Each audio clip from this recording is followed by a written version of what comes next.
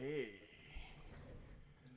All settled in. Let's see what's going on. Hello, Raksha. Hello, Jessica. And hello, Dr. Michael Miller, PhD. I think I have to make an adjustment in my mic. And hello, Robin. Finish my mic adjustment.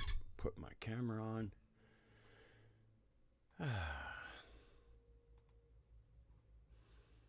And greetings to everybody.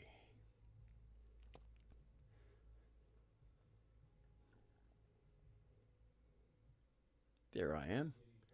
So it's about a 10-11 second delay. Always useful. Got myself fluffy. Had some friends of mine visit me, and took, they're just such delightful, clear people. One of them is probably got like 6 or 8 years on me. He's in his 70s. I don't know what his wife's age is. Very delightful people. And so we had Mexican food. And they brought me all kinds of really wonderful, basically a care package with all kinds of things I like. Dried beans, really nice whole bean organic coffee, just on and on, yogurt, all kinds of things I have trouble getting here, or sometimes the trouble is that, that little bit of exchange. In other words, I want what's on your shelves. Unfortunately, what's in my pockets is a little bit not there. So they took care of just really, really wonderful people. I love them dearly, and they love me back. So I see I have bad video settings. Hopefully we'll keep it up. I'm used to seeing bad video settings from time to time. I do have a humble 3 megabyte connection, so occasionally, even though I have configured this to not require much, it happens. So hello, Lee. I'm glad you've been able to join us. So once there is somebody who cannot join us. This is a person whose comments I've been reading. Her name is Moon Luna. She has her own YouTube site where she's doing her work. She's doing her inner work. And so after the last stream, she came in. And sometimes I think maybe as she's watching the videos, she'll get to a part and then write a comment, because usually the comments kind of come like over a 2-hour period, which is roughly the length of the streams. And they're thoughtful questions. Like I did a show a couple of months back, and I called it Clueless in Creation. And for me, Clueless in Creation kind of sums up, hello, Jet Pet. Clueless in Creation kind of sums up the, I would consider the kind of existential crisis we have as the magical beings we are. We have grown up in Western systems that have kind of state religions that come with them. And that state religion is part of shaping our inner psychology. And they're shaping our inner psychology in a way that makes a very creative and freedom-loving population. It gets inside their head and makes them expect things from states, religions, and even from existence itself in a way that is counter to how people would have engaged with those systems and beliefs, and their relationship to the divine, their relationship to the earth, say 10,000 years ago.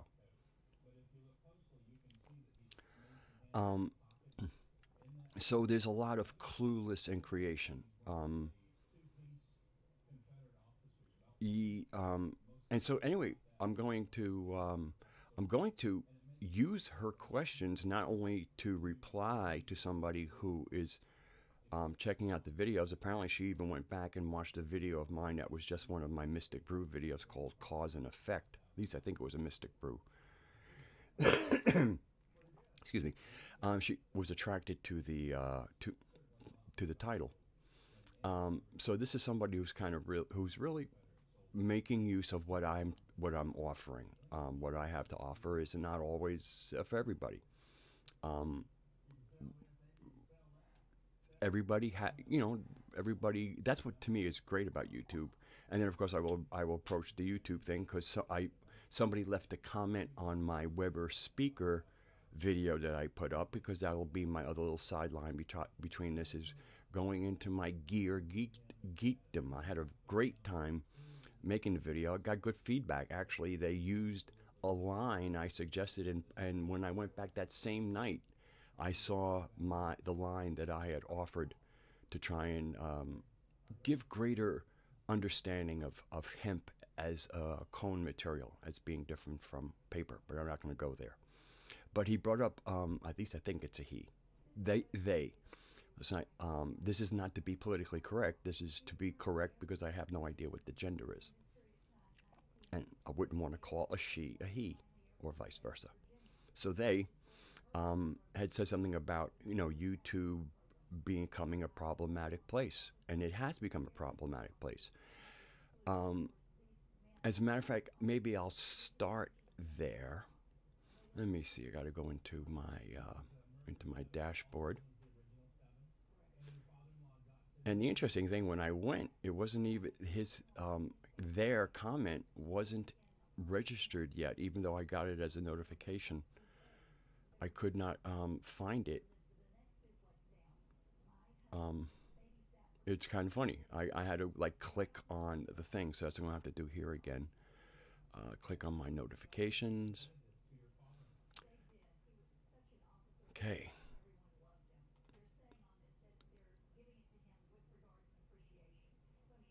And I didn't get that many views on that, and that's because I have I figure some of the people who know as Mod Wiz, somebody who is a subtle person, but there's also there's a real world aspect beyond the woo, we'll say. Although if you listen to some of my explanations, even about speakers, I get into the woo, because to me, what makes Weber an important what part of what they bring to speaker making is magic, and of course magic gets put into the woo category. Anyway,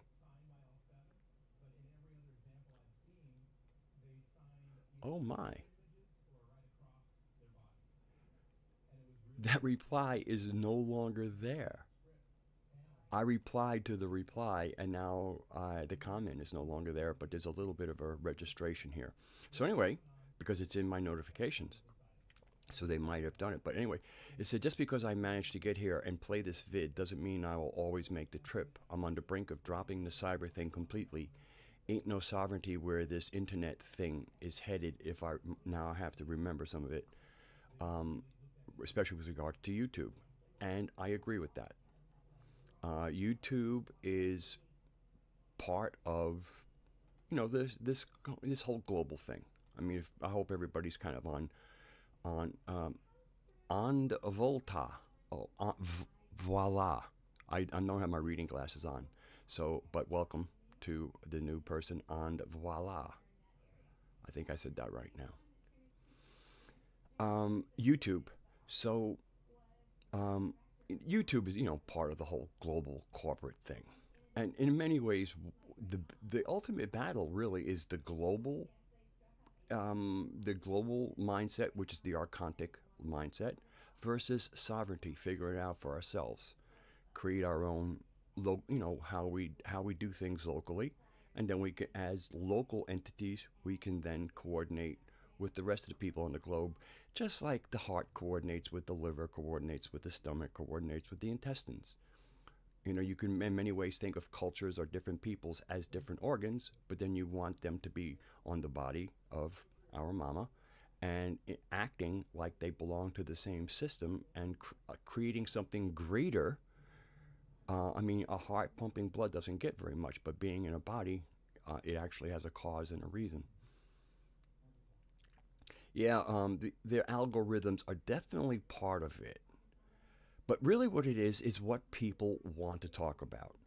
What's happening, I mean, the internet is, let me actually, maybe I can read my reply because my reply kind of caught what I was thinking. Here's what I wrote to that. YouTube is challenging us to get more organized and connected, in my opinion. Commerce and the internet are one these days, and the internet will remain up. It is public platforms that will be attacked. We could get more done on private platforms like Zoom, where subjects of gravitas could be addressed and remedies brainstormed. Thank you for the comment. So that's what I had to say. And hello, Blue Blood Guitar. And so, and I'm noticing like within our own group of people that we know, Aaron Rufus Cat is in that group, and he has the show Conspiracy or Not, Here We Come. Well, that's a red flag to these people who know that what is being called conspiracy brings a lot of eyes. So they're in a difficult place where, one, they have a narrative they want you to look at, and these counter narratives are hurting it's not just hurting their narrative from like a brainwashing perspective, it's also hurting their advertising.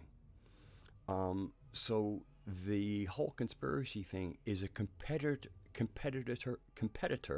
to everything they're trying to accomplish, which is to be the dominant narrative, and of course to be pulling in revenue from people who are buying into that narrative.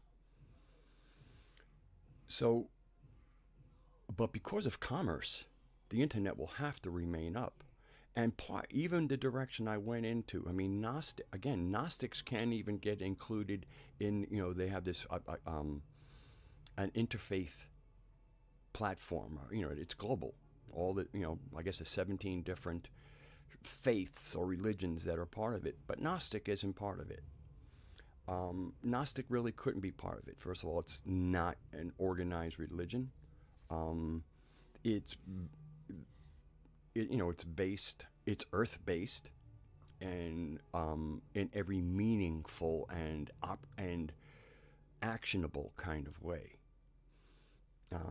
The earth is our base, and it is a unique base as a humanoid species being on a planet in the Canoma. The Canoma is the arms of the galaxy. When this experiment of seeding the galaxy with intelligence started, the Canoma in many ways means the dead matter, as opposed to the Pleroma, which is the fullness and where the plasmic consciousness resided.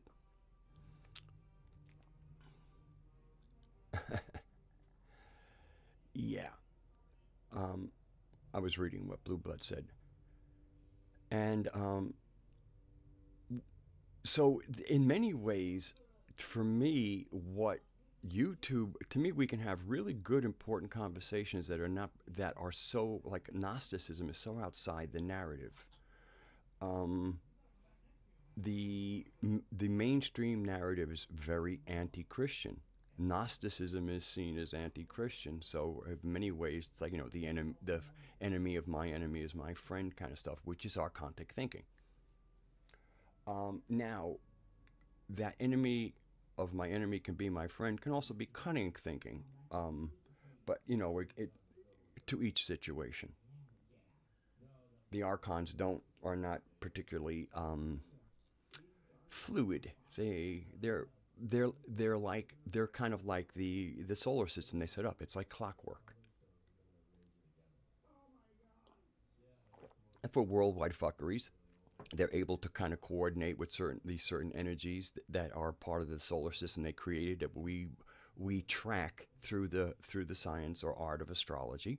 Astrology tracks what is being done in the solar system that was set up by Yaldabaoth and the archons. So it's very useful that way. Hello, Nish.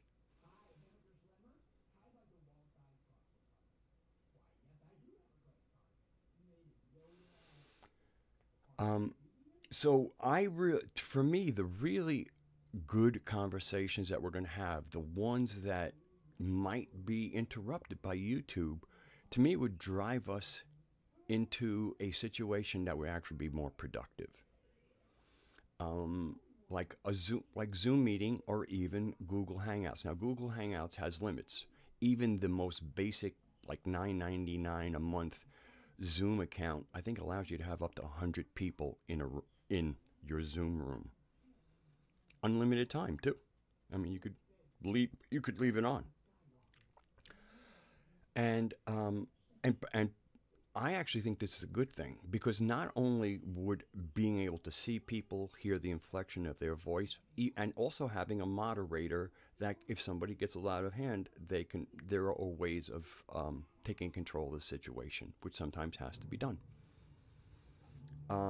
Because a situation out of control will get nothing done. There are different, and sometimes the control comes from the group, and sometimes the control comes from the setup, from the moderator. Depends. A good moderator will teach the group how to moderate itself over time. Trust me, I've had experience in it, and it has worked out very well. I mean, if I'm going to cough, let me mute my mic. I have that ability. Here we go. That'll be much better on the playback. And so we really need meaningful discussions, and also if there's any strategies that are going to be discussed and things like that. To me, it's best not to discuss that stuff in public, where we have an adversary. The conspiracy people, in many ways you could say, are monitoring the globalists, and then the globalists monitor what's going on. And in certain ways, they do it the lazy way. They tell YouTube, we don't want to do this. They get some coders who write algorithms, and then, the AI does the work.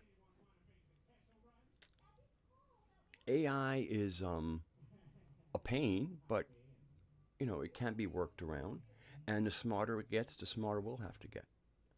Because, it's really getting all its stuff from us.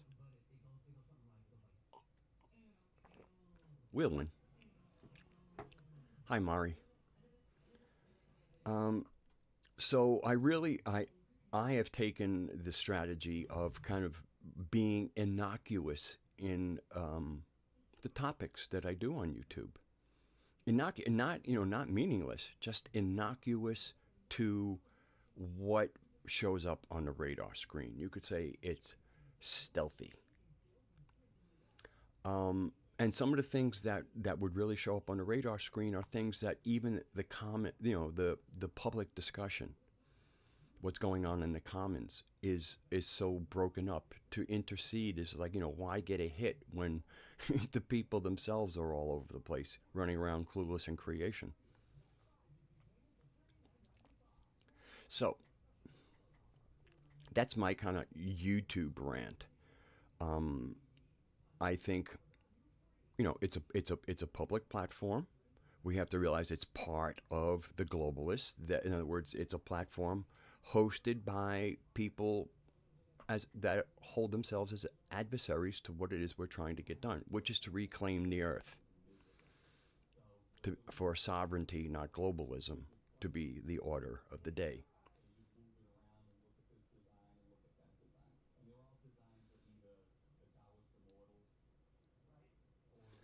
So anyway, I'm going to now, I'm going to have to go back into my dashboard. Not a problem. Have everything all orderly here.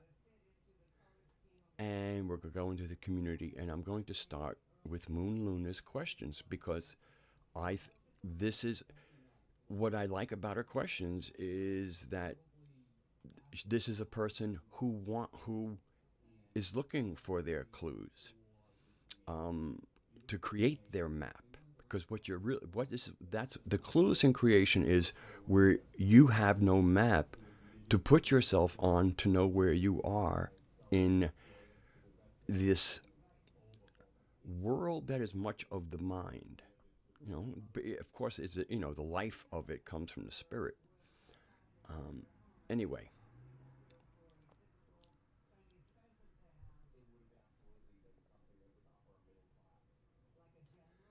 All right. So I had made a little comment about. Let me check that before I go off on this. Let me make sure this is nothing happening in the live chat that I would want to come into. Okay, everything's good. Everybody seems to be doing beautifully there. All right, comments.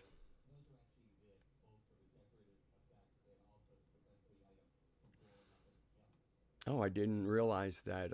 Some again, I'm on.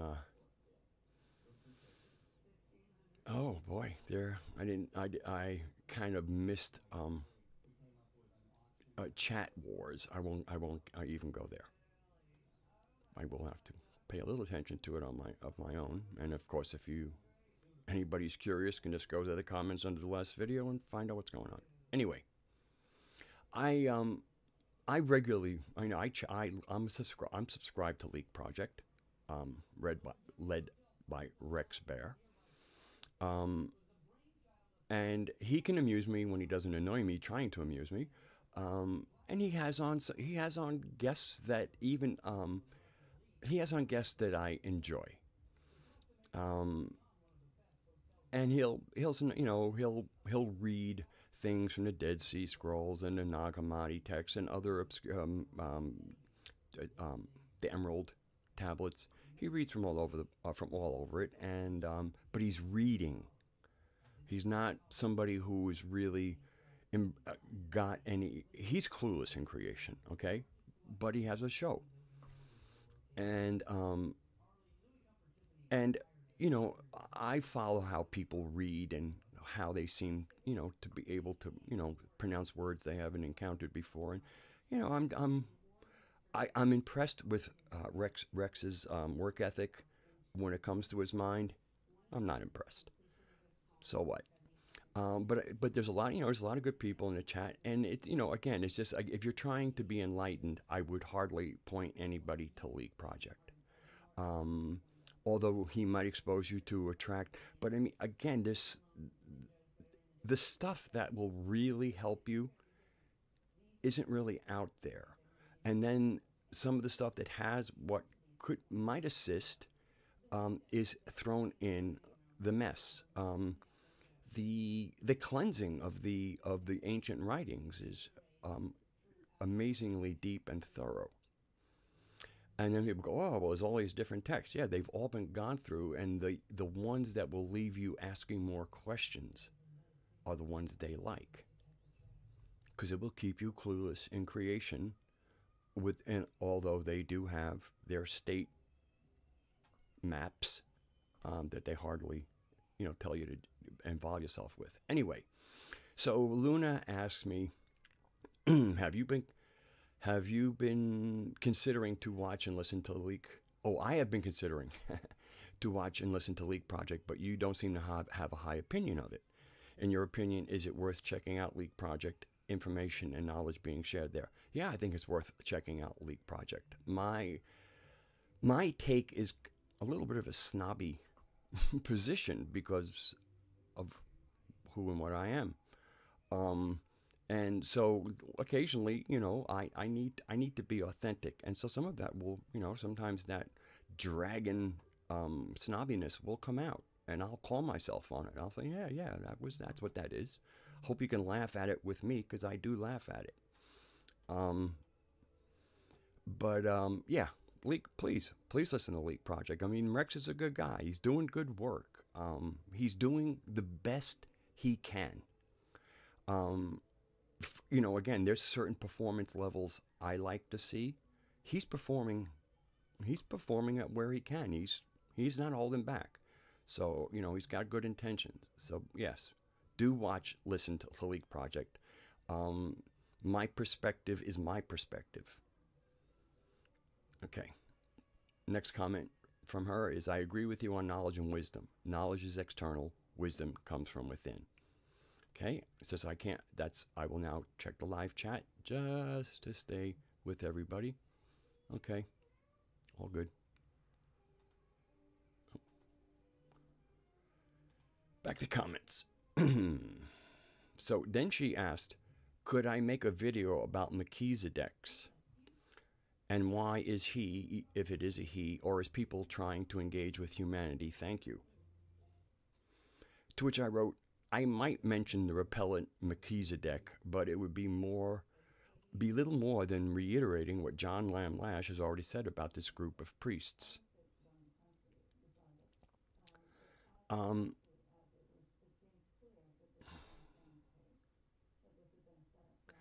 Melchizedek is, basically, is part of the priesthood that emerges out of Babylon. It's a bloodline priesthood, and it is an archontic priesthood. And although it'll have there's like a mainstream of this particular, archontic thought stream, and then it has its tributaries outward, and they'll have different names, but it's the same spirit that motivates. It's the spirit of Yaldabaoth. Although they have their name, and they write their name in their books. And again, I'm going to skip that naming stuff because it can set certain people off. I can skirt around it, and the thing, people who would be most triggered are the ones who usually will miss subtle language, and that keeps me from having to engage with that kind of stuff. So the Melchizedek, it was actually the Melchizedek that cut the contract with Abraham. That was Melchizedek. That wasn't God. That was Melchizedek. So I don't know what more. Once you start putting your characters together, and you're wondering, gee, should I pursue this? It's the same story over and over again. It brings you back to the same cesspool. To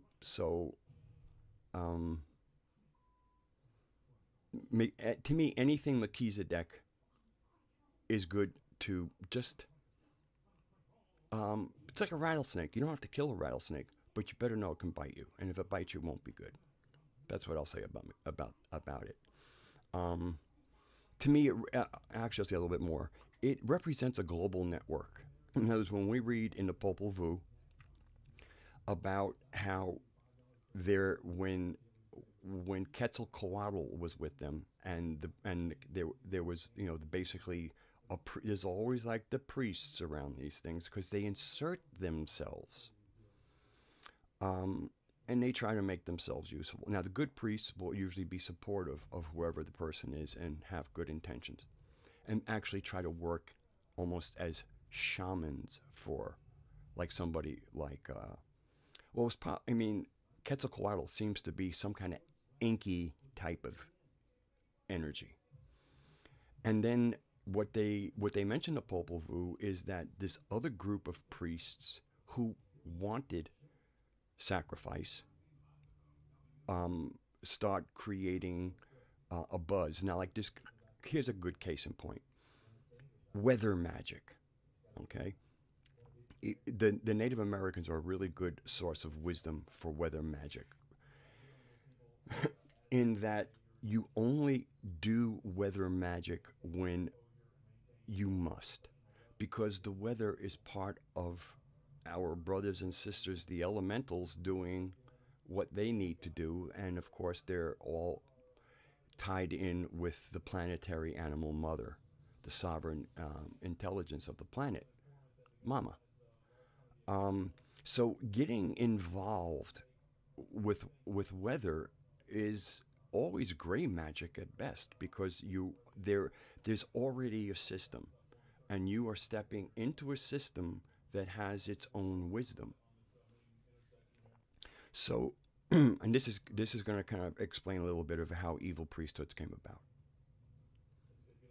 So you have a bad season, and it creates a lot of hardship for the community.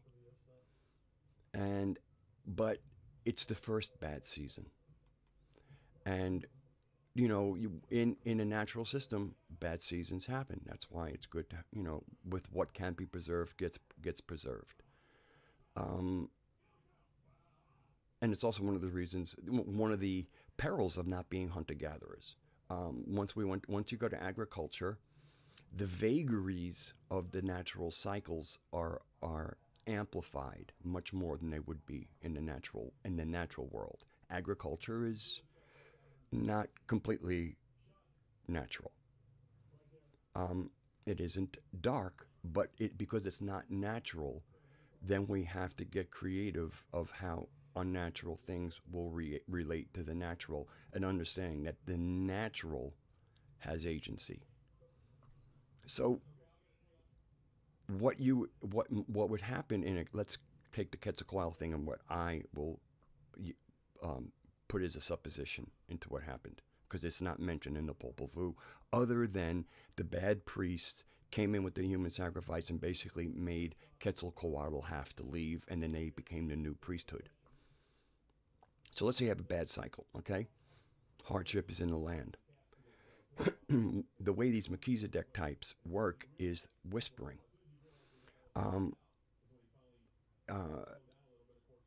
People are suffering. Suffering makes people cranky. And so all you need is a group of priests kind of going around people who go, the reason why you're hungry is because the gods are angry. And your priests are not making these gods happy. These gods demand some blood, something from you, so that they will repay you. Again, this is a whole different system of thought. It comes out of Babylon. And so basically, amongst the people who can be very simple and not necessarily have a lot of wisdom to work with, they kind of get them going, yeah, why didn't you priests, do a few sacrifices and maybe we wouldn't be hungry right now? Of course, who's going to be deciding? Is anybody? I'm quite sure that the whiners aren't going, hey, I'll be that sacrifice. Oh, no. Of course, when they start screaming for sacrifice, it's going to be somebody else, right? It's always that way with those kind of screamers. Excuse me. So anyway, what I would imagine is they had a little bit of weather challenges. The bad priests got in there and saying, if you only kill a few people, we'll do it. Maybe they get people to acquiesce to a few sacrifices. Then they do weather magic to make it rain. And not caring whether or not they're setting up some bad blood with the elementals, because the sacrifices aren't for the elementals, they're for Yaldabaoth and his crew, because that's where all that blood goes. Any mention of blood sacrifice, in my opinion, is tied into the archontic system. That would be blood from anything other than your own. Somebody else wants, you can consecrate yourself to the earth, cut your finger, kind of put, bleed into the earth and do something there. It's your blood. You did it to yourself. Completely different kind of blood magic. It is the sacrifice, animals, death, blood running everywhere. I mean, this is the archontic thing, because it's a complex thing, but which I really want to keep moving here. Besides, it might be just my opinion, and we don't need to go there. So Melchizedek, again, Drunvalo's a nice guy and all the rest of that, but he's talking about things that, again, they're part of the ancient wisdom can be given to you 85% intact with things that are not there. You don't put a lot of poison in food or water. Few drops. I mean, if you were to graph the amount by weight or volume of poison to what is wholesome, it's minuscule. It takes and if the poison's very potent, you need even less. So the ancient teachings, the ancient scriptures, especially stuff that is allowed to kind of be out there freely, highly suspect of having not been poisoned. And actually, I found a tract in the Nag Hammadi, I think it was the trimorphic, I forget what the other word was. It starts out, the first kind of things are really good, and then I start seeing the insertion. So I kind of see how, I haven't found a clean document I mean, and I still have a lot to go. But every time I open up a document in a Hammadi script text, it's it's got toxic masculinity throughout it, and toxic masculinity is an archontic quality. I mean, it's been very interesting. If anybody's aware of the QAnon phenomenon, they actually have a 24-hour live stream on YouTube. And any given time you go in there, roughly 2,000 people. Chat's on slow mode, so it's manageable. You can actually read what's going on. And there's a lot of what I would call, Bible Christians. Okay, people who really coming from a book. A lot of quotes coming out. And it's just really interesting because to me the whole Q phenomenon is about if it's what it is about dismantling the globalist network, or at least the archontic globalist network. And I say this with great vagary. Just because nothing is black and white. Okay, very, very simple. That's why it is a little bit of mist here, because there is no black or white. There are two sides which you can, there's the globalist archontic, and then I would call the non-globalist sovereign. And then you have the participants of those polarities that make them not very black and white anymore. I guess because of the archontic nature of the globalists, they're a little more defined. There's less vagary there. Because of the dynamic, organic, human part of the sovereign movement, it's a lot messier. That's how it is. And that's okay. We'll clean it up. We'll get there. Probably not on YouTube either. Quite sure it'll be in sit-down councils, campfires. And I heard somebody use the campfire term today. Who was it? They actually said getting around, and they said, campfire. It'll probably come to me while I'm speaking. But anyway, what's really interesting is, for me, all prophecy is written by the people who know they're going to be around for centuries and millennia. So they plant their ideas into what will become the world's best-selling book. And those ideas ride through the centuries. And then when, the setup is right, there's been a continuum from them, of authors to and doers. And then they can make things happen. So it's just very interesting that, these people who are part of the Q phenomenon are very seemingly anti-globalist. But at the same time, they seem to love quotes from something written by the very same people they're up against. But they don't see it that way. Yeah, I'm seeing things. I'm hearing in the language, Lee, the language is improving in the commons. And this is an interesting, do you know, because maybe it'll be good, we should, really know our language. It helps. It prevents triggering and misunderstanding. The word vulgar means common. Matter of fact, you'll see a lot of herb names a lot of times end in vulgare, which is the full Latin word, and it means common. So the Latin Vulgate that I think was, who was it? Was that written? Lee, you probably know who wrote I think it was Jerome. But I could be wrong there. As a matter of fact, I'm taking a guess. But basically, it was translated from Latin into the common language. Vulgar, when sometimes you'll hear people say, "Oh, that was vulgar," that's actually kind of coming from an a bit of little, aristocracy, where, in other words, there are certain behaviors that certain people partake in, and then there are behaviors that the common people partake in. And those behaviors are vulgar, because that's what vulgar means, common.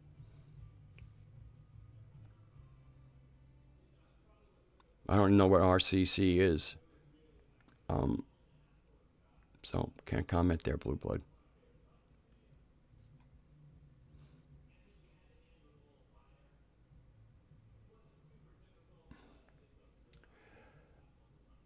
Yeah, well, I mean, a good case would be like, in other words, when a common person goes into court, now we're realizing that there's whole other definitions, like in Black's Law, which is a grimoire.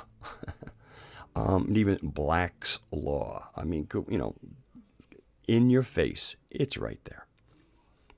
And what it is basically they have a language that is not part of the common language. So people go into a court speaking the common or the vulgate form of their language, and then you find out there's this whole other legal definition of it. And of course, that's meant to be like that. But if we start, but the thing is, even the common language sometimes has gotten a little bit babblized. Oh, wait a second. I'm sitting here getting ready to drink out of my jar, and I have my owl mug.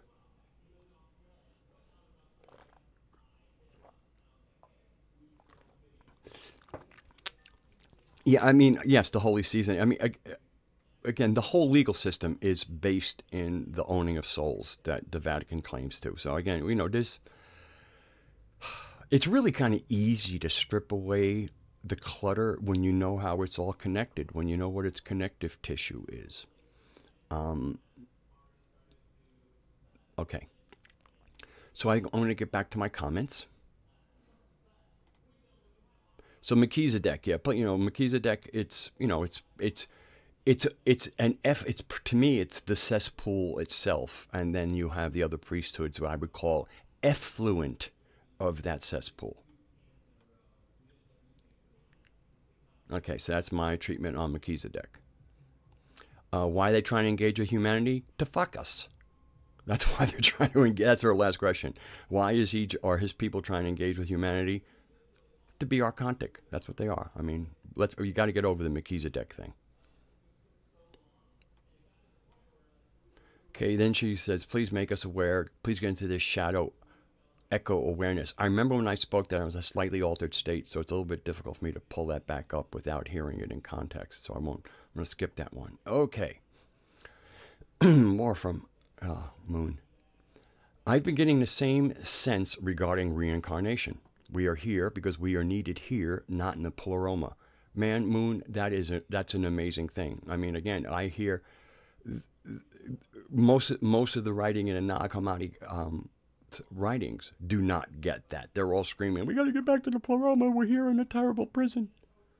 Yeah, prison was built around us. It's nasty work.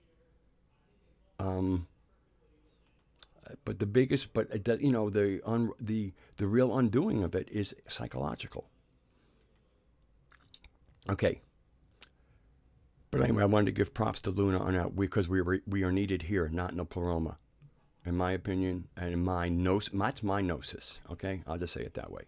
Though, so many called spiritual people wish to ascend after this lifetime without doing the work and inner work required. Yeah, I know. And it's sad. But if we can wake up to that, if we can wake up and go, wait a sec, you know, again, this is where you need that look in the mirror and how you carry yourself. And then your higher self comes in and go, you know what, man, you're a lot of bullshit. But this could stop right now. Just stop the bullshit and get on with the real stuff. And we could forget all that. That's all old news if there's a new story. And that's what that's what metanoia is about. Now, sadly, the word well, sadly because of the connotation, the word metanoia, because don't forget, a lot of the Gospels come from Greek. Metanoia was translated into repent. Hello, John Moore. Repent. And so I'm not going to get into what repent means in the comment because most of you already have that program. The word repent already triggers something in your head to hear it. The thing is, what we do, the best way to kind of get into what metanoia means and kind of maybe make the word repent work for what metanoia actually means is we removed the prefix re and just have the word pent. What do you pent for? What do you pent after? And I hope you know what the word pent is. It means to want, to desire. So what the thing about metanoia is knowing that what you desire is empty or unfulfilling. Like, oh, I want to. It's usually tied in with some kind of vainglorious thing of when others look at you, they hold you in high esteem. In other words, it's based a lot of what we pent after is the esteem we will have in others' eyes, other than the esteem we will have in our own, with our own divine examination of ourself, our own higher self, just giving us the goods about what is a good road and what is a road of cluelessness or not achieving the goals that very often might be expressed in the words of the person. And people say, I want enlightenment, I want this, and then you look at some of the actions going, in some of the pursuits, and it's like, wow, that's a kind of a strange road. And some of the things they might want. So basically, metanoia, or to repent, is when you look at the things that you desire. In certain cases, it could even be lust after. And then you would, and if you were to attain these goals, you would see, okay, are these goals of wholeness, or are they basically goals I've achieved and now just kind of empty? In other words, I got my applause. The applause has died down. Now I need another goal. So the metanoia is when you start pursuing things that are good for your own spirit, and as one of many of humanity, each person then improves the organism of humanity itself. So to have to pent after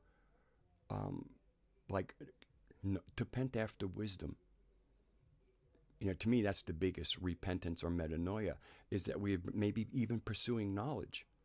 And then we realize that this pursuit of knowledge is endless. There will be no end to knowledge. But there can be a beginning of wisdom. And wisdom is taking the knowledge and turning it into something that's usable first for yourself. And then, of course, usually anything that's good for one of us is often good for a lot of us. And then that comes in with the sharing. I notice I'm losing some people, so it might be other things. I wonder if another live stream started. And maybe I'm being boring, but I'm going on anyway. Anyway, back to Moon. So, who wish to ascend after this time? Okay, because they cannot wait to get out of this hell we are on this planet. But I keep getting the sense we are not done here on this planet. I don't know why you don't call this planet Earth. I mean, it's nice that you capitalize it, but, I try to presence that this planet is our home and our mother. There were a lot of humanoids on planets, but their home is not their mother. I mean, it's mother in one way, but I mean, our situation is very unique, that I can tell, and even what the ancient intel comes. This is a unique setting.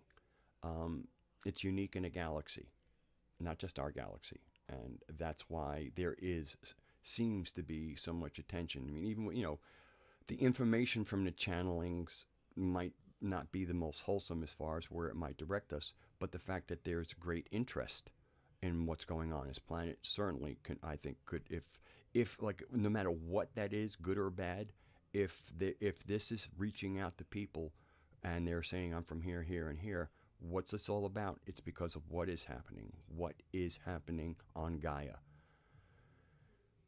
Okay, what's my live dashboard doing? Luna's comments are underneath the last video. So now if you were to go watch my video, all the comments should be underneath there. Okay.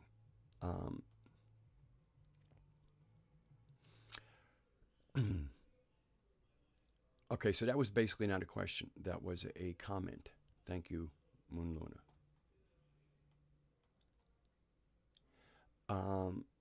yes, people are very concerned and even scared of the soul trap and also the reincarnation trap, which is basically the same thing. Though it's probably the same thing. Okay, I should I should have finished reading that.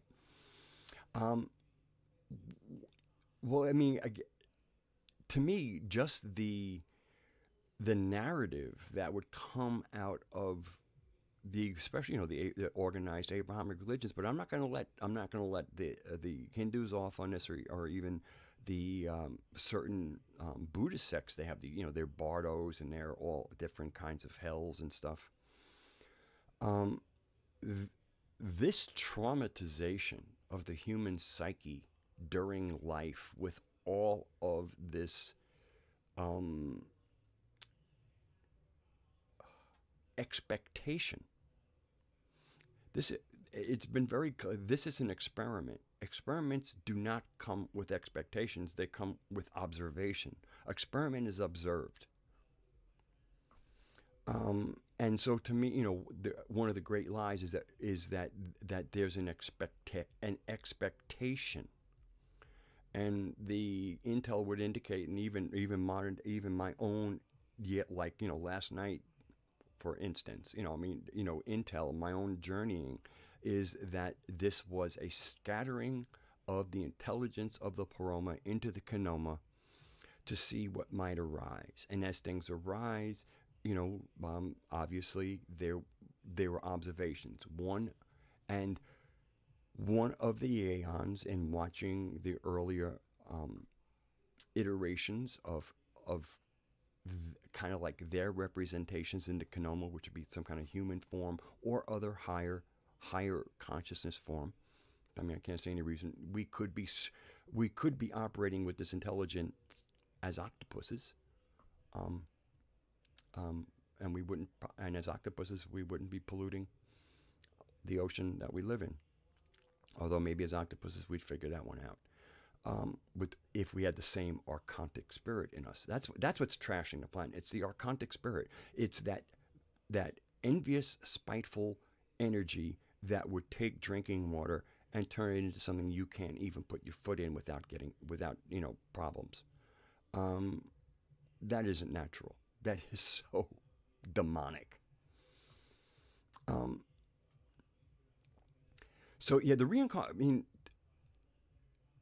that's one of the reasons why there's no question why magic and shamanic work was abandoned, because you get to kind of be part of, if not the exact same world, one close enough that you are prepared to transition from this life to that life. It's one of the reasons why a lot of the old people, rather than accept conversion, accepted death, because it was like, convert, that keeps me here. The only road out of here is death, and then maybe I can go in there. And of course, as the world became more and more poisoned with this thought, reincarnating got tricky.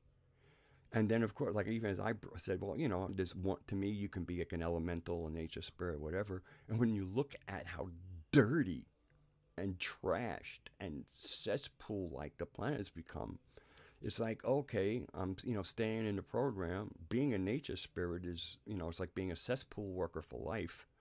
I mean, obviously, there's some nicer parts, but the real work is where the skank is.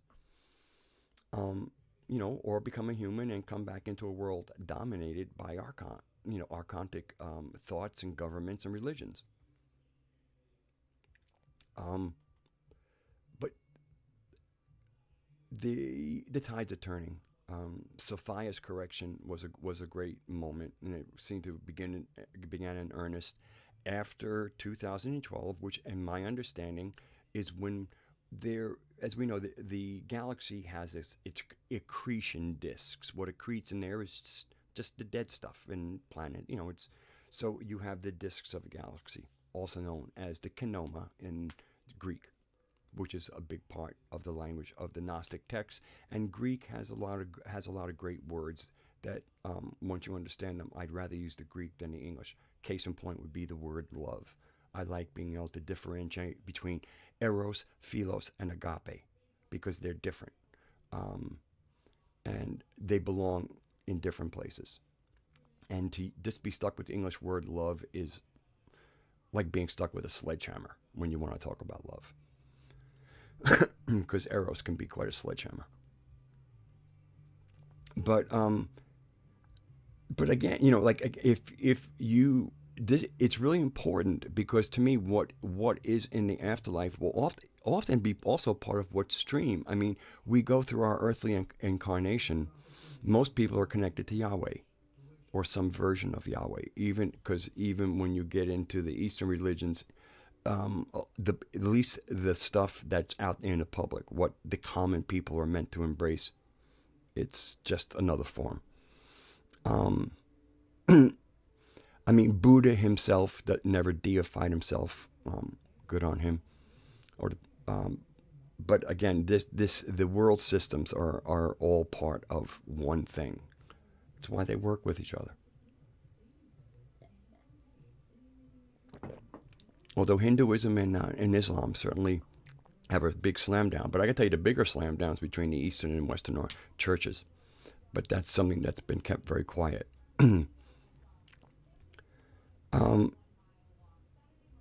So I just really feel if you're going to be concerned with the afterlife, then you have to be concerned with magical living.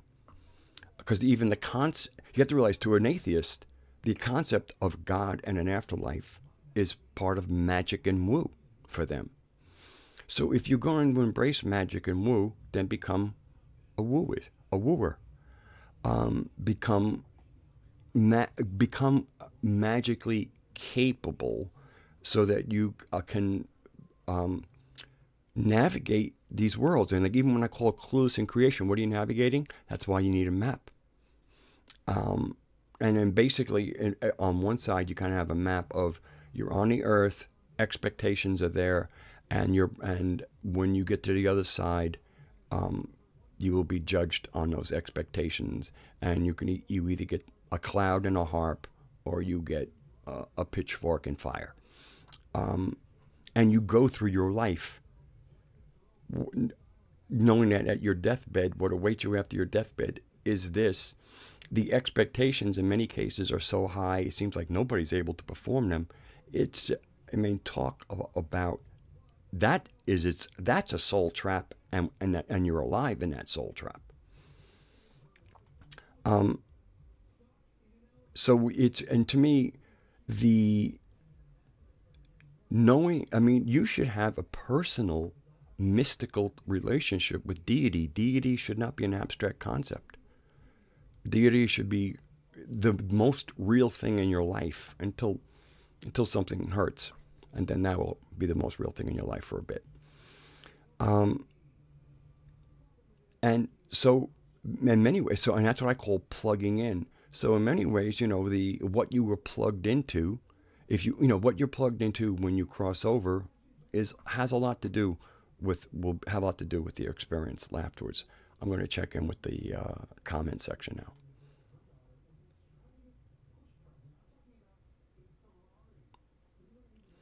I've seen the word court and legal system. I won't even read the comments. It's just, again, that is the most insidious, poisonous part of living on this planet, is the legal system. That is it. That's what holds everybody in check. And then, of course, right behind that web, when that web gets triggered, you have people with guns and badges who are sent to look at what's going on.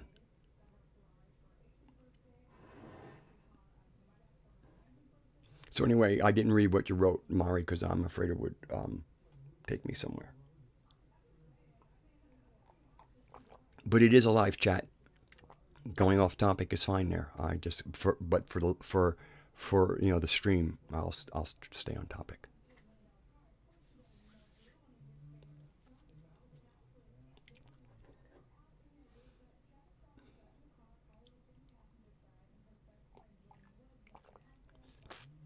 I'm really glad I'm starting to learn my emojis in chat. And so I have found the owl emoji, which I enjoy greatly. First of all, it's only 3 letters.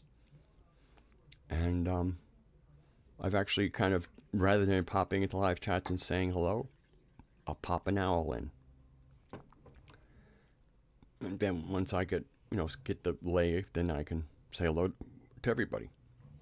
And now I'm also finding that to do, to highlight people's names when they see it, you hit the @ sign. When you're in the live chat, a lot of times all you have to do is type 2 letters and it will suggest that person's name. You hit enter and the whole thing is there. So, you can, I can put like an owl and then say, and hello, hit the word @ type MO or RA, and Raksha Moose will come up. Whatever version is there. I hit that. Put another @ there, and then in case of Mari, I might just type MA. Her name comes up, enter. So you can really hit a lot of people by using that thing. Hit the @ type like 2 or 3 letters of their name. Very often that will be the only name suggested to you. Just hit enter. And so you can just hit @ 2 letters, enter, @ 2 letters, enter, @ 2 letters, enter, and go through and hit a whole lot of people, and you have typed only like 3 letters for each name, no matter how long. If somebody comes in, crazy donut eating corner standing man, all you have to do is put @CR, and there's a good chance that crazy donut eating corner man will pop up, and boom, you're good to go. Hello, sunshine. On.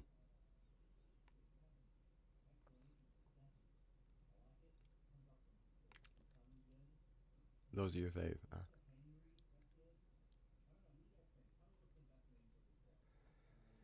Anyway.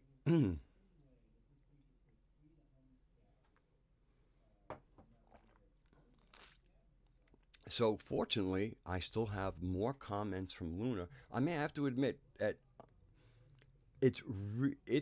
there's a sweet delight for somebody who is actually listening to the streams and then having questions and then putting them in the comment section, and then and knowing that she listens, I can address it, and it's not just to her. It's for me. It's for everybody.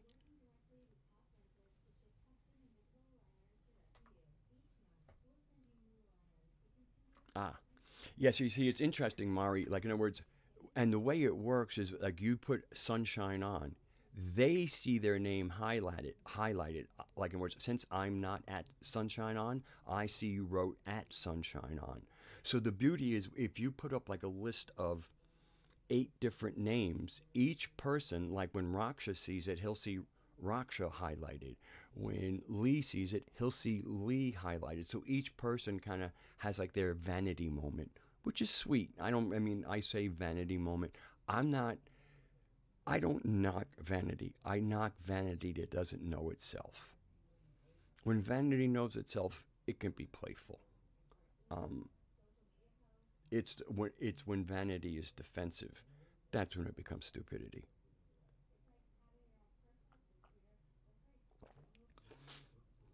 Well, and also sometimes vanity can be hungry. That's when the kind of people who are like, pat me, recognize me. That's tied in. But it's all it's more than just vanity. Sometimes it's actually come from needs way deeper than vanity. But still something that needs to be looked at. We always need to know why we're doing what we're doing, even if it's after we do. It's okay, because it's really okay to make mistakes. I apologize, stuff like where needed. Don't apologize where it's not needed. Well, sometimes I apologize just because people were ruffled, and it's not like oh, I'm heartbroken, but it's just like that's not what I wanted. I'm sorry that was the effect. That was totally not part of it. And very often when I speak, it isn't. Sometimes it's an experiment. Sometimes I will throw a cat in among the pigeons and then watch how the pigeons move. It's a form of geomancy.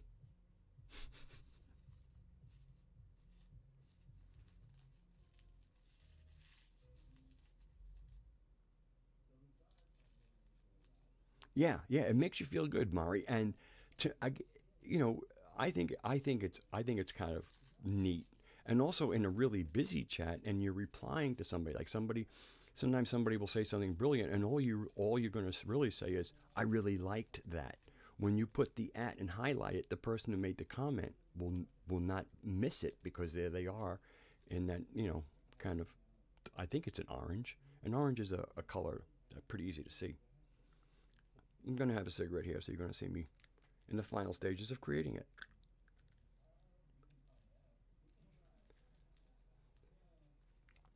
If you smoke, smoke American Spirit. Smoke tobacco. Don't smoke tobacco product. Organic. You know, this is the only one that's organic. All the other one, and apparently the tobacco plant, when it's grown in poor soil, can pick up some pretty toxic things and put it in its leaves. Very good reason to buy organic tobacco. I mean, from a selfish point of view, never mind from the green point of view, just from like a purely selfish point of view.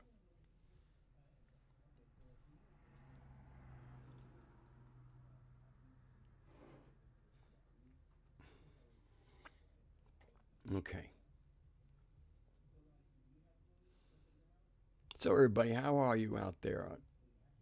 The world hasn't gotten any less crazy. Matter of fact, gotten a little crazier, but people seem to be a little less crazy. What do we do we kind of agree a little bit about that? What is your observation?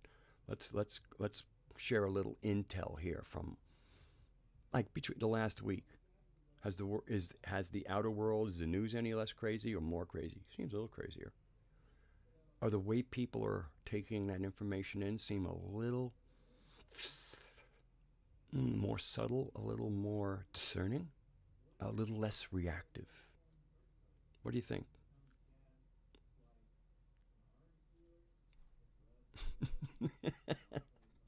I'm watching a 10-second delay, and I have such an animated face.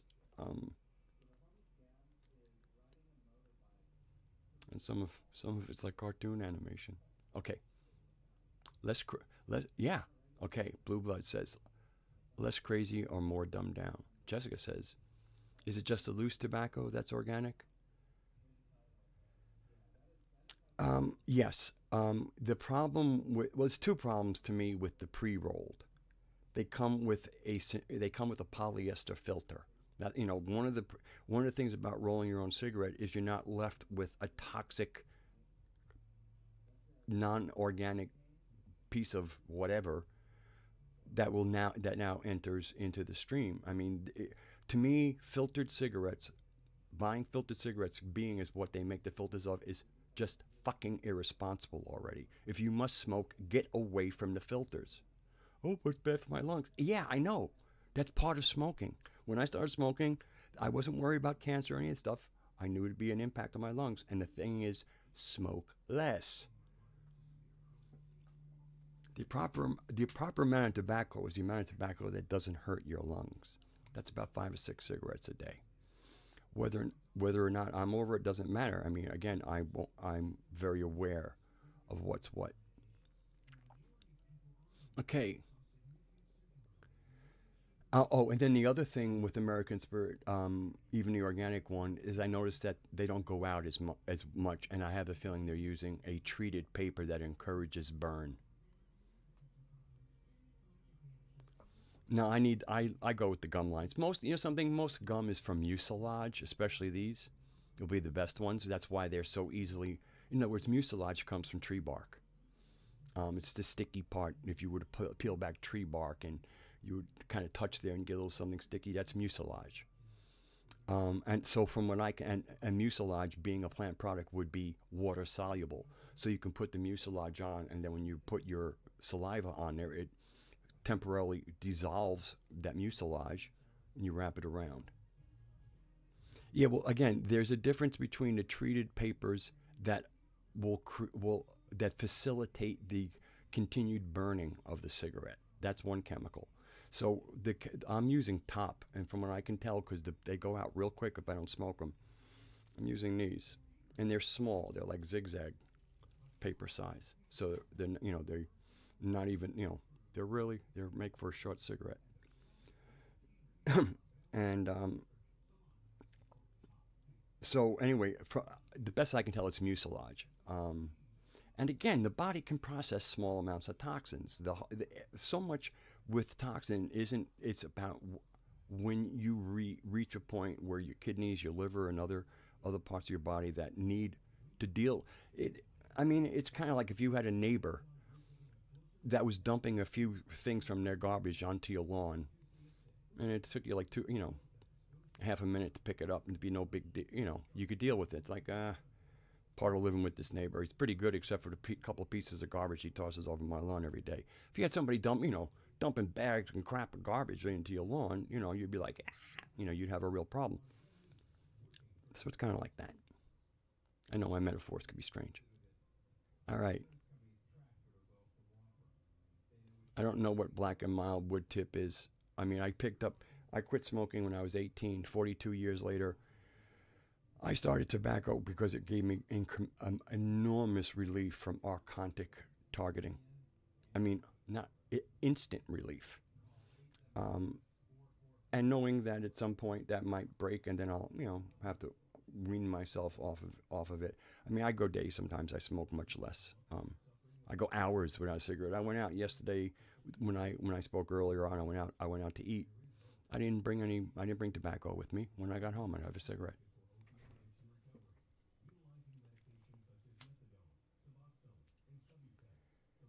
And right after I finished eating, because a lot of times I eat at home, did that initial, I'd like to have a cigarette come there. Yeah, and I was glad I didn't have my cigarettes with me. I'm kind of glad, I'll have a cigarette when I get home.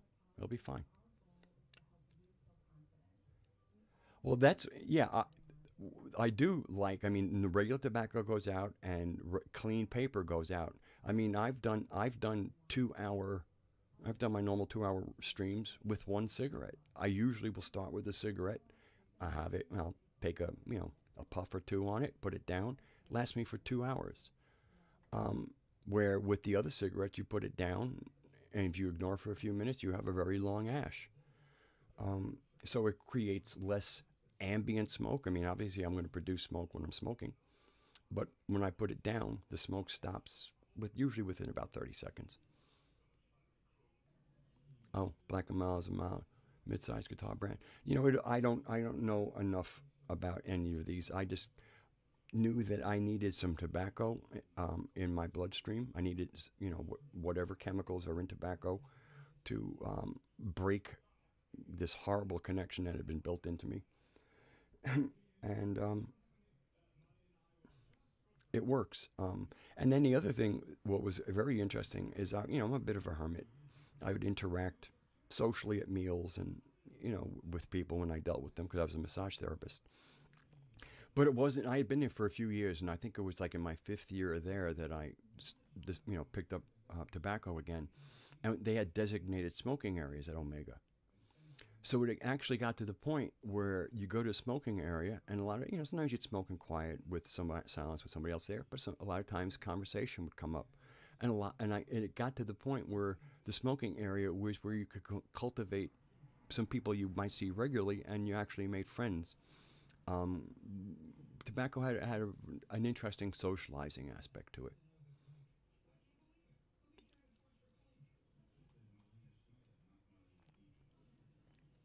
See, my cigarette went out already.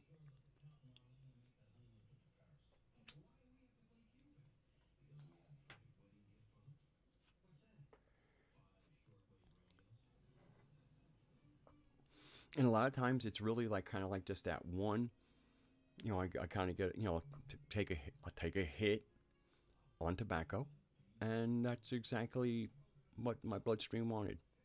Not a whole cigarette. So we'll go back to the comments and get this show back on some kind of non-meandering stream.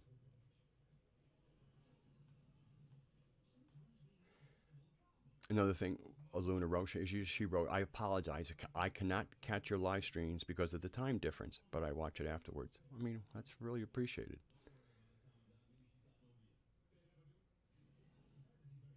And then she wrote another one, but since it shines a light on me, I won't read it.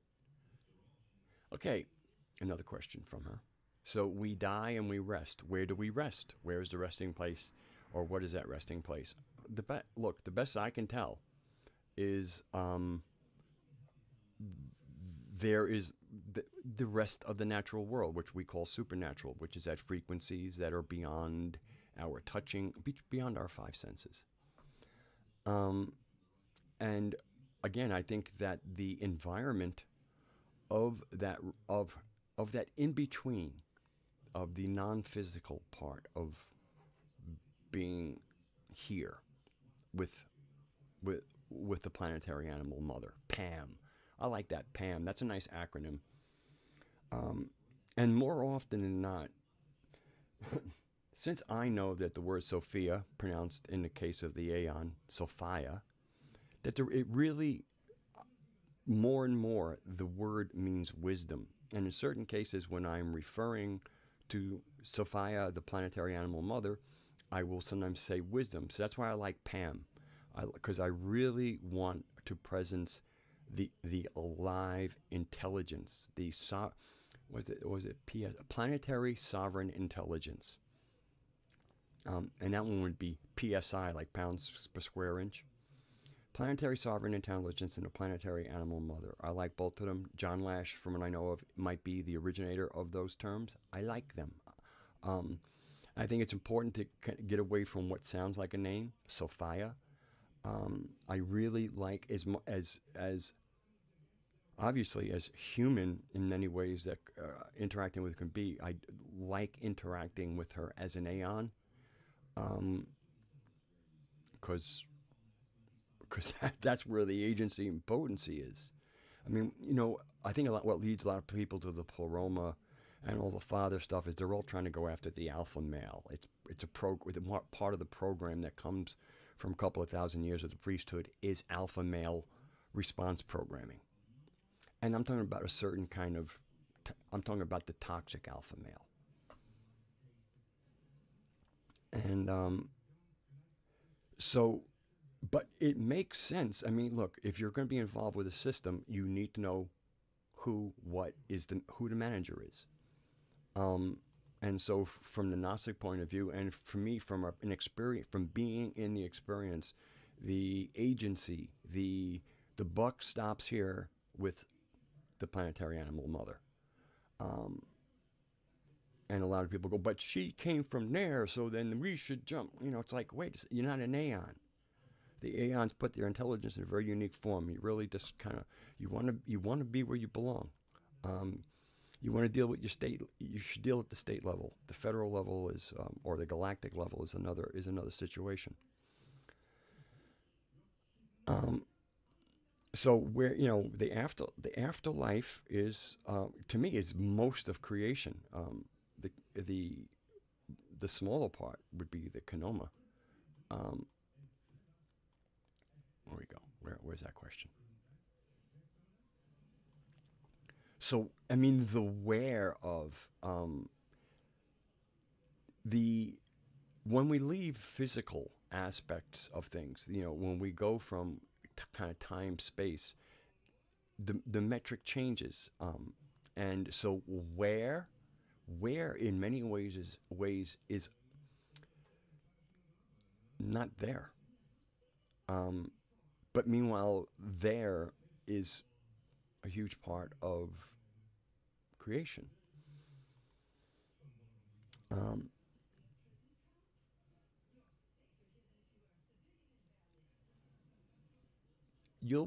To me, there is where we're aligned with. That just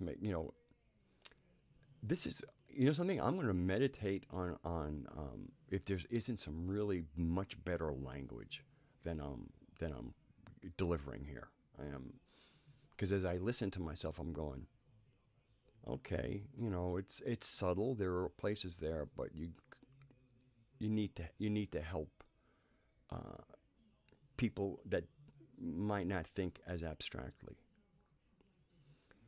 The next question kind of ties really into that one. It's, what is your perspective on near-death experiences and the tunnel of light, and what millions of near-death experiences from around the world have described? Is that a trap or not? Or what is that really all about? I mean, I think, for me, I don't trap. I think that the white light and certain people, it's, choice is Free choice is our nature. So, and that's so when you get on the other side, that free choice is for real. In governmental systems, that free choice can be tricky. So apparently, the tunnel of light. I mean, it seems to me that if you, when we transition, we should be in like a very familiar environment. So for me, anything kind of transitioning away from, like, you're still getting your bearings, going here, go this way, oh, go this way, that would appear to be suspect to me, because the natural order of things would be that you would kind of be, even if it's in a nondescript area, because again, you've gone maybe through the shock of dying. How you got there, you might not have died peacefully, like in a shamanic position. You might have been behind, piloting down a road 1 second, and next thing you know, you're in it. You're on the other side. When you think, and just think about some, like, people who might have temporarily died in those things. Okay, so where were they? Well, they were at the scene. They were They were basically there the way certain frequency spectrums, like your 4G network that you can't see, that'll allow you to use your phone. So obviously that there is, you're not physical, but you're at some form of what the physical scene is. What my best advice is, you have all kinds of sweet names for Mama, or maybe you like Hecate, or one of the other people. I like looking at a lot of the minor deities of Greek mythology, because they're always connected to psychological processes. There's a great organic psychology to the almost the no names of, like the goddess of memory, or the goddess of this, whatever, like kind of small players, and then reading the descriptions and the tales about them, and you get it, and you can sometimes get some real richness, and sometimes, again, something smaller, something that's not the planetary animal mother in her entirety. Someone that, if you were to be on the other side, you might be able to call upon, and that whose energy signature and interaction with would be familiar to you. Because, again, discernment and choice, a big part of that. Okay, I'm going to check in with my live dashboard.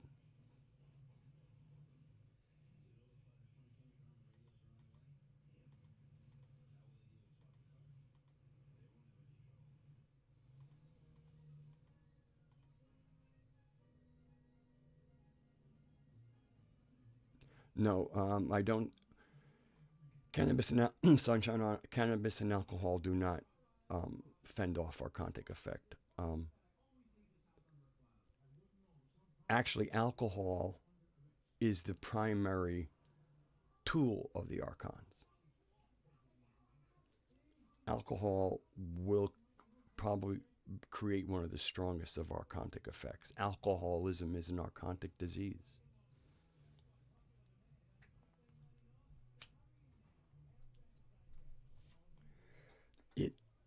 You enter in a good alcoholic buzz, because I was an alcoholic for many years. You enter a world with that vibration, and that world, the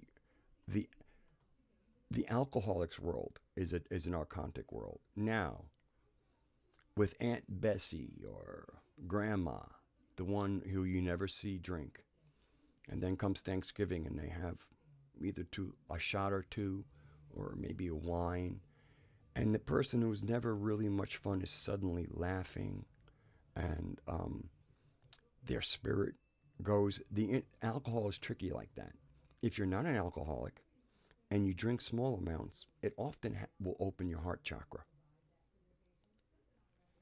to a very positive effect.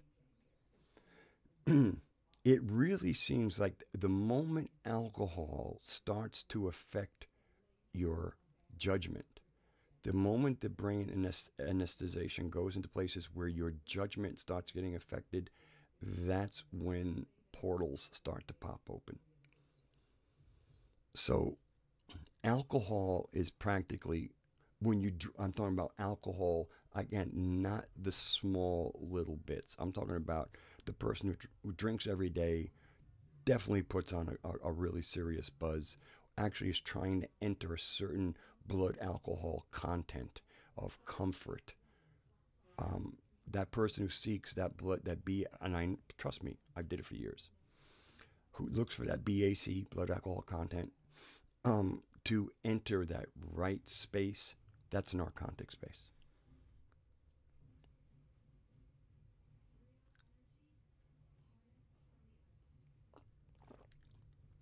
Cannabis is different. Um, it opens you up to other dimensions, and whether that's rewarding or debilitating has a lot to do with you. The other thing is also cannabis also needs to be used as a tool. Certain people are high all the time. I can't discourage this enough. We have what I call our native neurochemistry. That native neurochemistry is, the neurochemistry of your psychological self, and it will also have to do with how well you manage your chakras. People who are in constant emotional turmoil have really funky native neurochemistry. They're creating it themselves.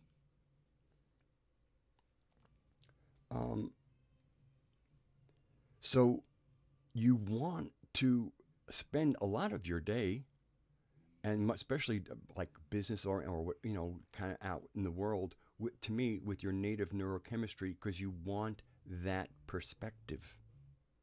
Because you might notice you go through the day and you've been at this one thing and, shit, that's bugging me. I'm not sure how to figure that out. And then you might say, okay, it's time for a hit. You take a hit, maybe you take 2 hits. And then you settle in and you're going, okay, let me see about that problem. And suddenly it looks different. You have changed your neurochemistry.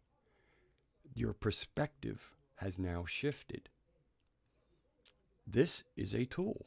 You now have 2 perspectives and the data they give you to help you make your choice.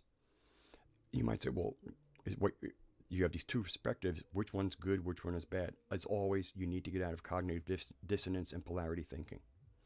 The chances are each one, because its unique perspective, has its jewels, and each one has its discards. So you often, and sometimes it's one perspective or the other that'll give you the goods. But the thing is, you have 2 different perspectives. Somebody who's rigidly straight will always kind of have that one perspective. They might go out in nature, sit under a tree, have a similar kind of an effect that would be similar to taking a hit and then get it. I mean, there's different ways of getting your perspective changed. But to me, any kind of entheogen or these plant medicines need to be used as medicine. And hopefully, when it comes to cannabis, that medicine is, I never want to be in my normal neurochemistry. Because if being in your normal neurochemistry is that uncomfortable, you have work to do.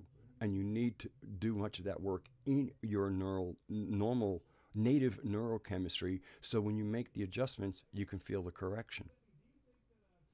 And the adjustments are largely in your first 3 chakras. That's where the screw up goes. Because once you get that coordinated, now you can move into your heart chakra and live in wisdom. And mostly you can slip out, but you have this constant access to your heart chakra, which is where the consciousness of wisdom resides. There is no wisdom without the heart.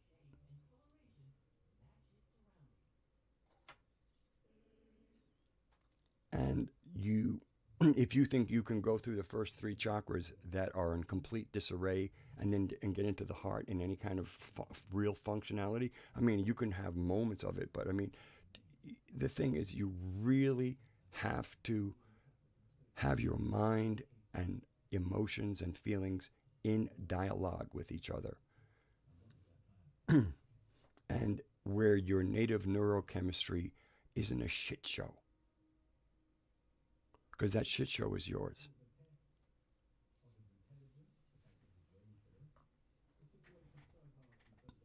Well, and the other thing for me, Mari, regarding native neurochemistry and plant medicines, is that I think it kind of honors us when we bring that chemistry that I think is meant for the commons. I really feel that, especially something like cannabis, it has a social aspect to it, but to me, it's really more of a introvert when to be used well.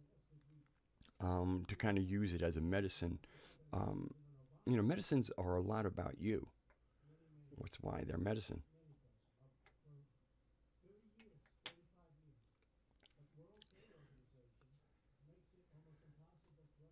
All right. So,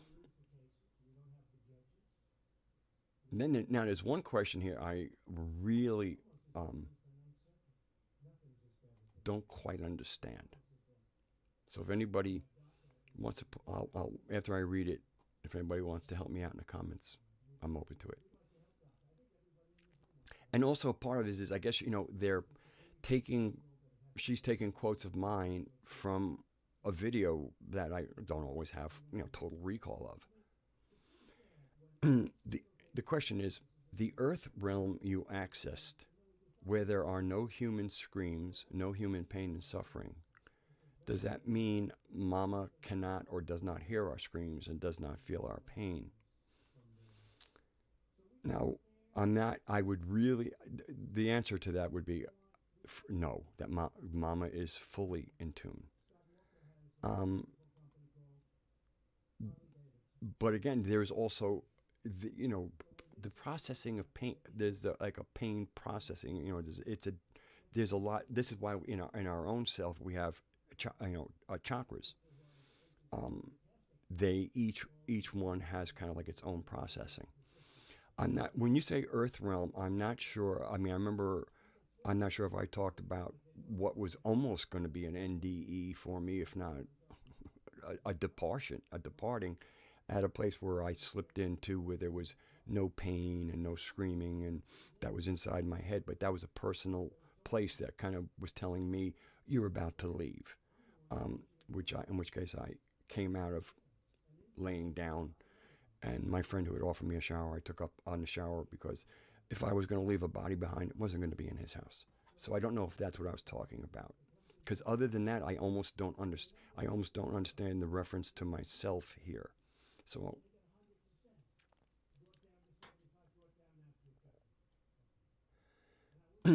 next one, she says she agrees regard living in and from your lower three chakras, not working on that, and then wanting to ascend to any dimension higher than the one we are in without doing the inner work required.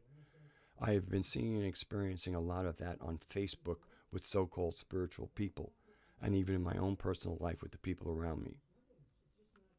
Yes, we're actually, all of us who are really doing the inner work are noticing more and more that the people doing the work is not the majority. And so, but the ones who are doing the work are getting so much intel and so many downloads and so many adjustments because they're doing the inner work.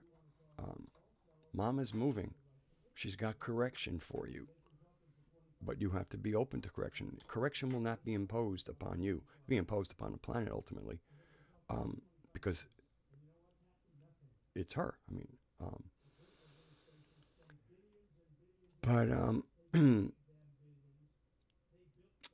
again, it's not really that much different than what when we hear about people wanting to go into the pleroma, with the without the experiment, with the experiment like in the middle of things. It's like, oh, look at this. We seeded this life.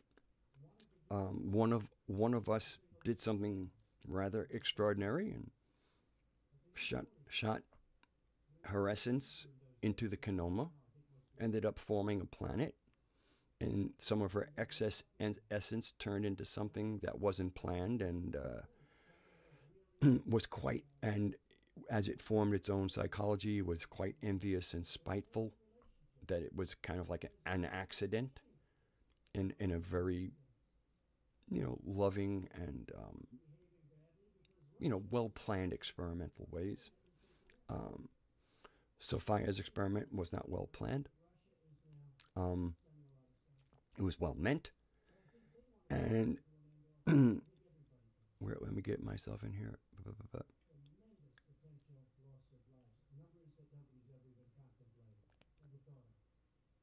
So, so as she was coalescing into the planet, being in the area that I guess her trajectory ended in, or perhaps it was where her attention had been attracted. Anyway, so we end up in this very unique kind of situation in the experiment, where on this one place where the experiment is being conducted, which originally wasn't there because it wasn't until Sophia put an aspect of herself into the Kenoma that, or into the arms of the galaxy. I want to start being able to use words like Kenoma because I keep on defining them. So at one point I should be able to say Kenoma, and you already know that means the arms of the galaxy.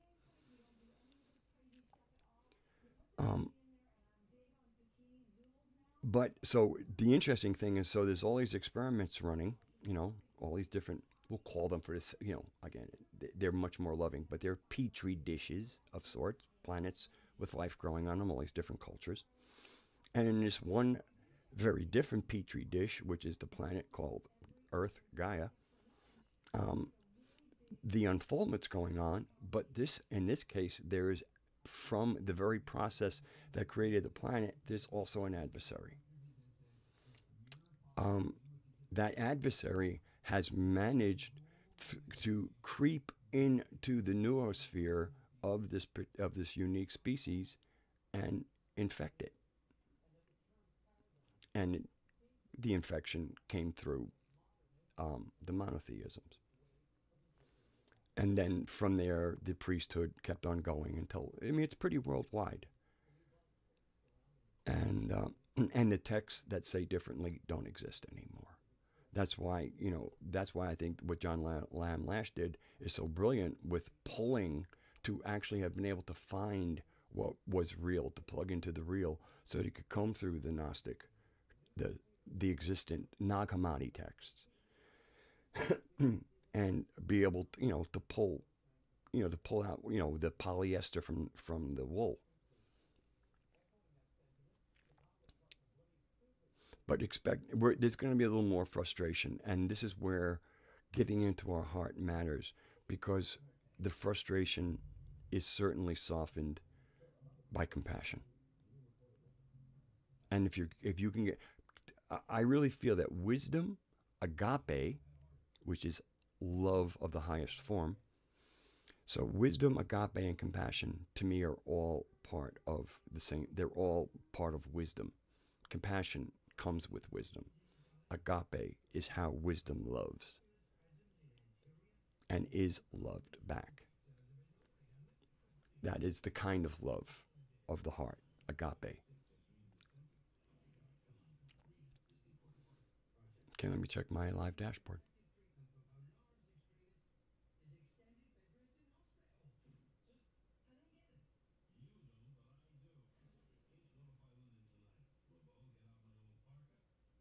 Yeah, sunshine there. I certainly get into this with other people who feel a difference of opinion, but feelings are the raw data of what will ultimately or not become an emotion. In other words, as we're perceiving, as we receive the incoming data, a feeling will arise about that data. Now, sometimes when there is old stuff, that feeling can very quickly trigger a full-blown emotion. This is when the energy of the feeling starts to not become a data set, becomes an action set. An emotion is a data being turned into something that's moving. Emotion.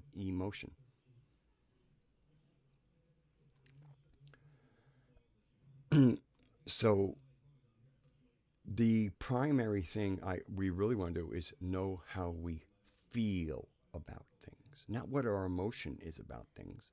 Emotion means that the feelings have now, they're on their own trip. They're not being managed by the third chakra, and the third chakra has to properly manage the data set because it's how it's structured. You have survival data, feeling data, then you have a logic center to process this data.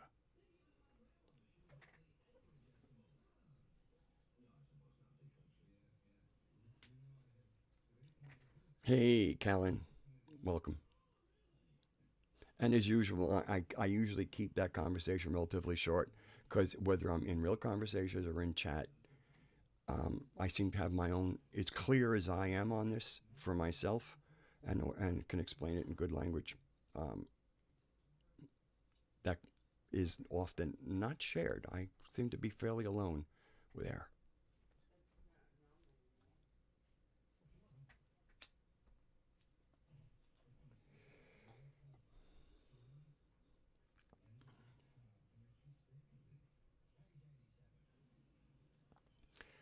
Now, the last thing that Mari put in there ties in with the one thing that Scientology did contribute to the world that was good, was the concept of the engram. The last thing Mari put in there, how things can get worked up before the event, and then it's the thoughts which have manifest something that hasn't happened yet. I used to live in Eastern Long Island and work in Manhattan. And that was about an hour and a half trip. So a lot of that time was spent kind of like, that not full of sleep. Well, sometimes be full sleep, but a lot of times in that semi-conscious where you're going, you're kind of going into thoughts. This is during my alcoholic days too. And I remember being on a train and occasionally getting so engaged in a scenario in my head that I started to sweat. I actually had physical reactions. My muscles would tense up. I'd breathe heavier. My heart would beat quicker. My blood pressure would go up. I'm on a train in an almost hypnotic state, doing scenarios in my head that I'm actually reacting to physiologically. That's exactly what the engram was about in Dianetics, which is really where it comes from, Dianetics. A portion of Scientology. That was one of the biggest, and well, the thing is, I'd always been doing this, but because I had read, I think, one chapter in the book of Dianetics that basically explains what an engram is, a lot of times, if you can understand that initial introduction enough, you get the download that goes with the rest of it. Because it's sitting there waiting, and a lot of times you just need enough cognition of the basics to turn that cognition into a key that unlocks the rest.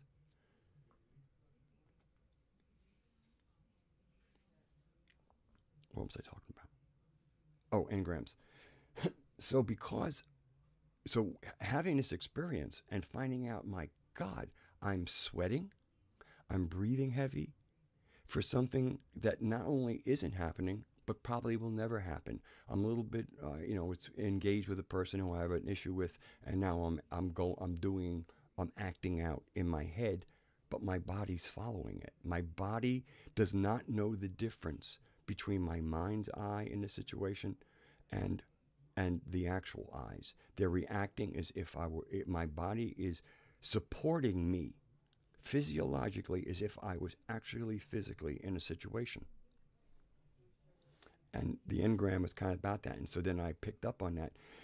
And so now you kind of pull yourself out of the scenarios, especially, I mean, if you break a sweat, that's a good thing to say, you know what, that's dumb.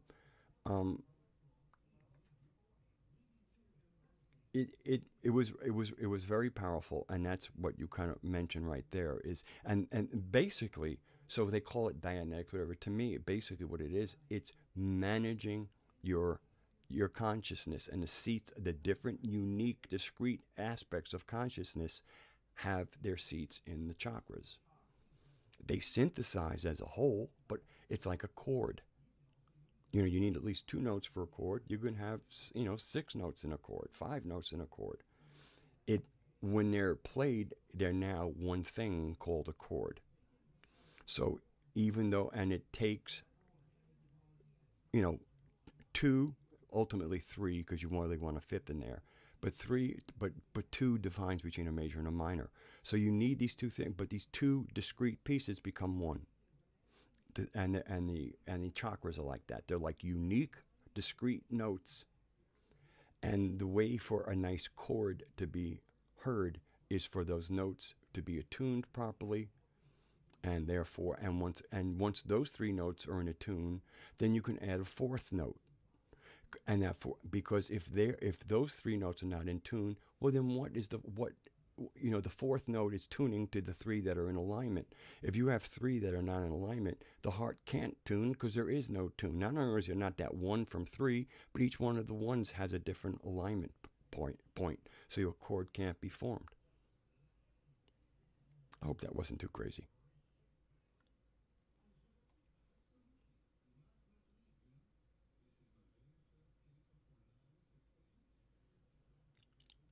So I'm going to get back to the comments. So I thank you, Moon. I very much agree there.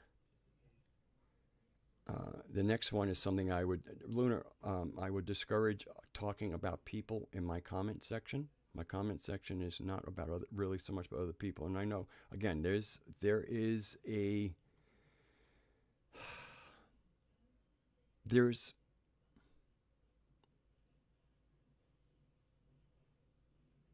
some aggression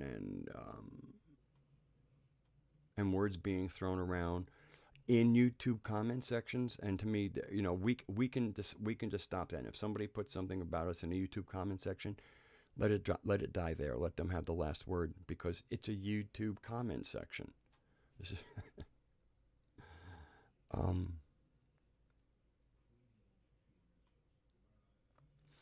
but I can kind of, I'm not going to read it, Moon, because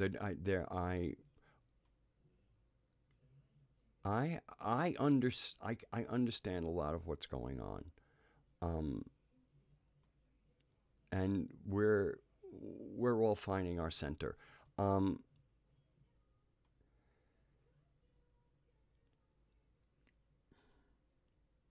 There's a kind of a tricky dynamic when you have somebody who has the goods, and then, I mean, the best, really, let's take the gospel mythos set. Very often, the central figure of the mythos, Jesus, who is surrounded by his 12 special people. And how often in those narratives do we hear him being extremely frustrated with his immediates? Like, in other words, the chosen, so to speak. How often they seem to come up short of the brilliance that he exhibits in the narrative. This is part of the difficulty of being human, is that very often you'll have some brilliance. There'll be the constellations around that brilliance. What are those constellations?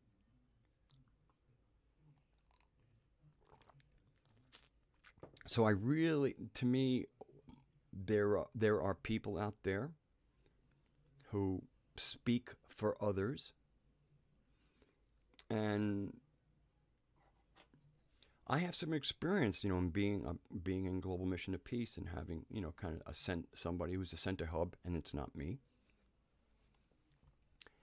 And how things can sometimes be said that that center hub might not agree with, but they just let them go because people need to find their own way. And they're basically, if John is daddy in this situation, and his very select circle is his family, sometimes some parts of his family might do something that isn't the shiniest performance in the world. Let's put it that way. But it's like, this is family, and these are my peeps, and this is a tough battle we're in, and I need to keep what cohesion I have together, and so there are certain things that can be overlooked. There's a lot of dynamics, and we don't know it, and I don't really like to talk about what I don't know is going on, and I'm just doing supposition in a public space. That creates problems, and we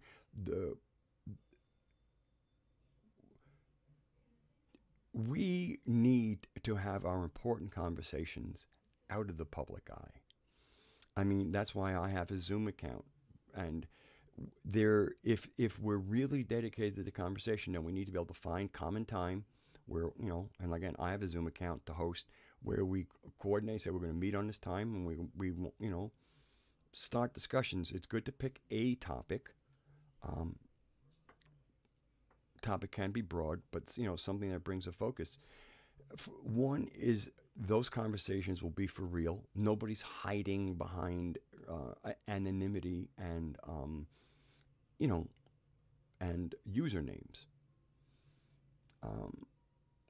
I mean, ModWiz is my username, and part of that is to deliver a little intel. But generally, like, Robin says, made sense, Rad. Most people call me Rad, which is short for my full first name, and it works. The people I deal with, I know personally, they know me personally, and that's the way we're going to have to get to know each other. And we can get to, and the technology that's available to us now, Star Trek technology, is that we can have these conversations and be at least nourishing and taking care of each other in the psychological space. And also, again, each side in the globalists versus the sovereigns watches each other. It's a lot harder for people to watch, just like, like what really goes on in the Bilderberg meetings. Well, we really don't know because it was private. So what goes on a chat isn't private. What goes on in, something that's got 128 bit encryption, which Zoom does, little less tricky to invade. I mean, they might be able to, mess with things. If Skype gets messed with a lot, Zoom not so much. So, to me, the real movement forward for us, those who want to make a difference, and also realize that places like YouTube, they have a model that they need to protect on at least two levels. One is the ideological, and the other one is the financial. I wouldn't expect them to behave differently. I know what they are. The fact that we're getting this, hey man, count your blessings.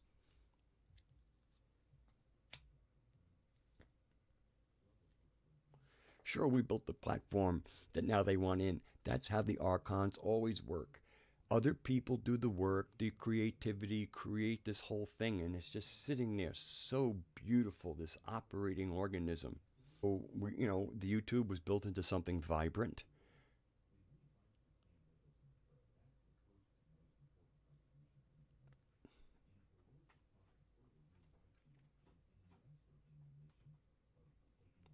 Okay, I was told that I will, they put me on a 15-second delay. Okay, that's not bad. Okay, so I'm back after being, yeah, I know it's stalled out. And some people might say, oh, I don't know if some people might go, oh, they don't like what you're saying, Rat. I don't even, there's two things. One is I don't care. I'm back up. What was the glitch? And the other thing is there are algorithm things and stuff like this. It's just buffering. I don't get all conspiratorial about everything. And that's the other thing, you know, there are a lot of people, everything is a fucking conspiracy. Everything isn't necessarily a conspiracy. Things happen. It's discernment, and this is why that word discernment is so important. When is something what appears to be a natural occurrence, and when is something not? So to be conspiratorial is to bias yourself. You don't want to bias like that. Anyway, I think I'm going to say goodnight. And thank you all for being here. And I think that's it.